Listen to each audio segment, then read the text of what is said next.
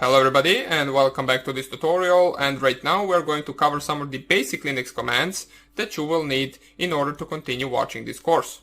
So it is really important that you learn them and that you know what each one of those commands do. Now, the commands that we are going to cover, we can simply find on the Google Chrome, top 15 or top 20 Linux commands to learn. So we'll just type basic Linux commands. We'll go right here. And we can already see some of the commands right here, but what we are going to do is we're going to navigate to the first website, which is Basic Linux Commands for Beginners, and we're going to cover the commands one by one. Okay, continue to site, we'll scroll down to the first command, and here it is. Now, this is the command that you already saw in the previous video. It is pwd. As it says right here, when you first open the terminal, you're in the home directory of your user. Now, in our case, once we first open the terminal, we are in the root directory, since we are always logging in as a root account or as an administrator account. So, if we type right here pwd, you will notice that we have the path that is /root. So, we open by default in the root directory. To know which directory you are in, you can use the pwd command. Since we are currently in the root directory, but for example, as I showed you in the previous video, if you open a terminal in the desktop directory, as we can see right here, you can simply just do by right click and then open in terminal. You will see that if you type pwd, you're currently in the /root/desktop directory. Now, same goes if you, for example, go to files and navigate to the documents directory and simply right click, open in terminal. You will see that if we just type pwd right here, we're in the /root/documents directory. Okay? So that is the first command, and what this command basically does, it prints working directory, and that's what it is shortened for, print working directory. Okay? Now, just in case that you don't really see the letters too well, I will simply just zoom in so you can see everything really well. Well, let's zoom out one time. Okay, so this is the size that you should be able to see everything that I'm typing. And let's go to the second command, which is the ls command. Now, as it says right here, since it is a short sentence, you can see use the ls command to know what files are in the directory you are in. You can see all the hidden files by using the command ls-a.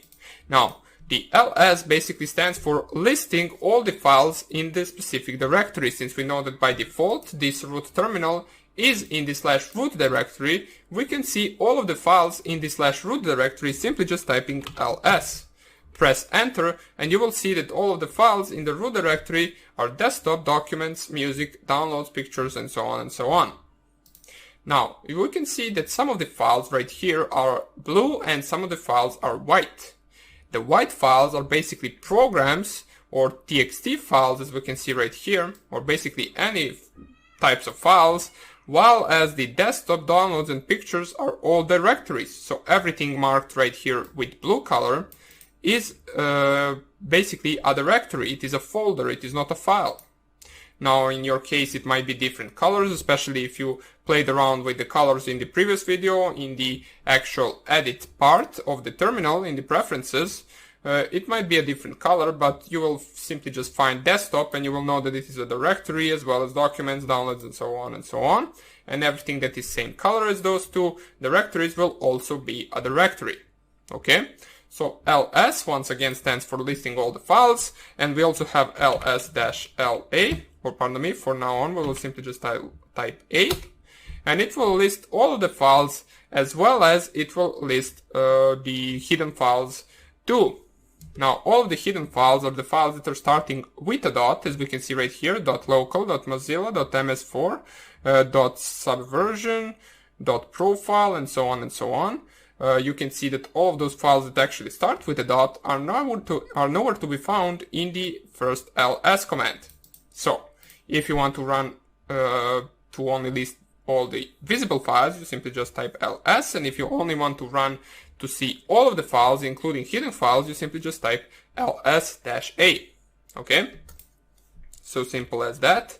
Now, another important command is if you want to, for example, clear the screen so you don't really see all of this stuff right here, you can simply just do that by typing clear, press enter, and it will clear the screen for you.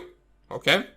So I'm not really sure if that command is in those top 10 or 15 commands, but doesn't even matter, it is worth to know. Let's go on to the third command. Now, the third command is also the important command, which is the cd. It stands for changing directory.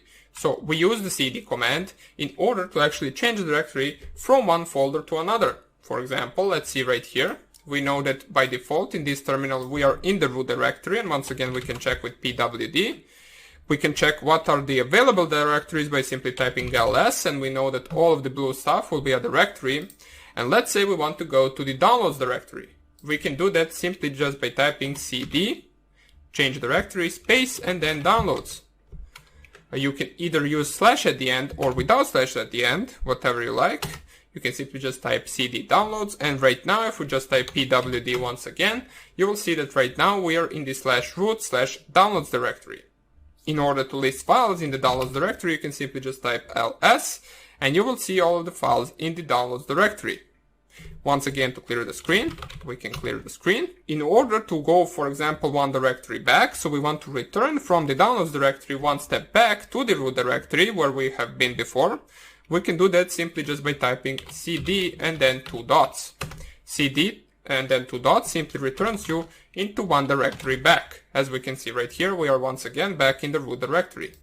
And then from there, you can simply just go to the cd desktop, and then ls here, and then cd pentest, and you can see that in the desktop directory we have one folder which is pentest, and we can make sure that that is correct simply just by looking at our desktop, and we have one folder which is pentest folder.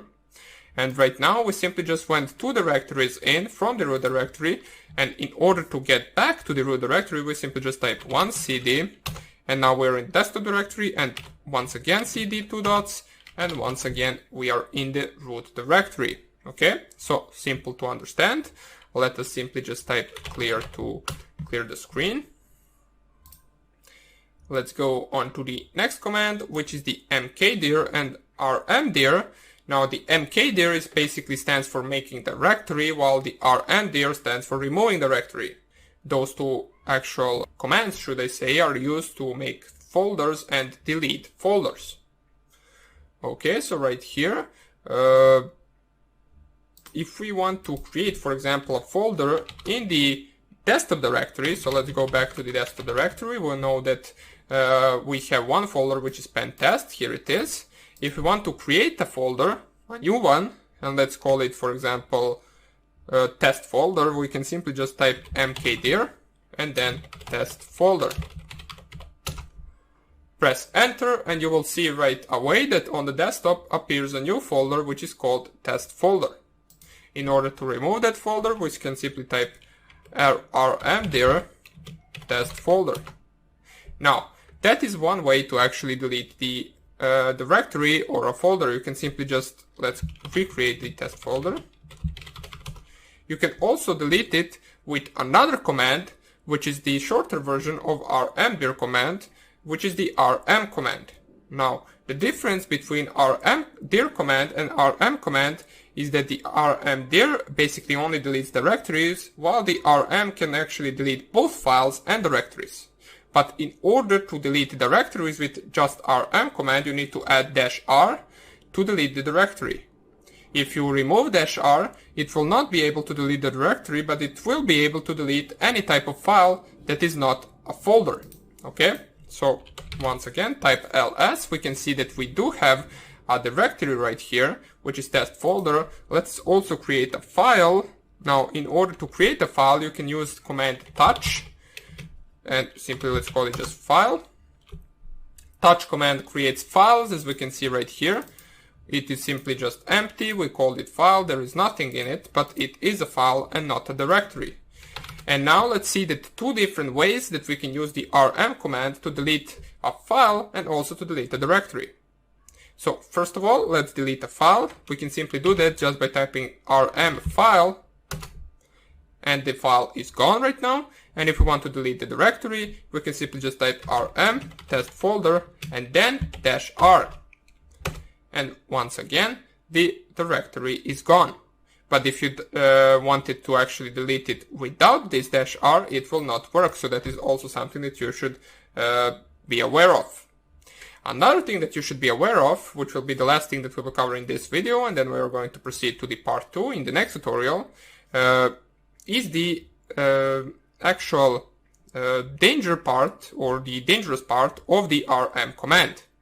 If you're, for example, in the root directory and you type rm and then star, or I believe it is star, it could be something like this, but I'm not really sure. Anyway, if you type star, that means that it is going to delete every file in the current directory. And if you delete every file in the current directory, it will delete everything that is stored in the /root directory. So sometimes if you want to delete something from a specific directory, make sure that you first of all check if you're in a good directory before actually deleting everything. Okay? So basically that would be about it for this tutorial. We took a look at some of the different commands in Linux, and we're going to continue in the next video with some other important commands that you need to learn. For now on, make sure that you remember these, and that's basically it. So hope you enjoyed this lecture, and I hope I see you in the next one. Bye.